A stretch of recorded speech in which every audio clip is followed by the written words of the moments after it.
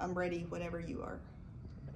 Okay, so now hopefully you figured out your cation and you figured out your anion. And those two things together make an ionic compound. Now remember, in an ionic compound, the charges have to add up to 0. So for instance, if you thought that your cation was sodium and you thought that your anion was phosphate, when you put these two together in a compound, we have to have the same number of positive charges to cancel out the same number of negative charges. The net charge on the compound has to be 0.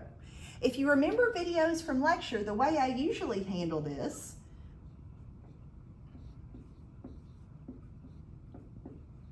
is I play the number game. And I ask, what is the lowest number that's an absolute value, we don't have to worry about positives or negatives here, that both of these will divide into evenly? And the answer here is 3. 1 goes into 3 3 times. 3 goes into 1 1 time.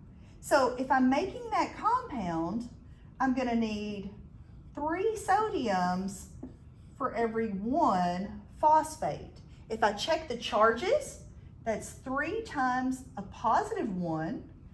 This is a negative 3, so 3 minus 3 will give me a net charge of 0. So I know my compound is neutral, and I know I've come up with the correct formula. Give it a try with what you came up with.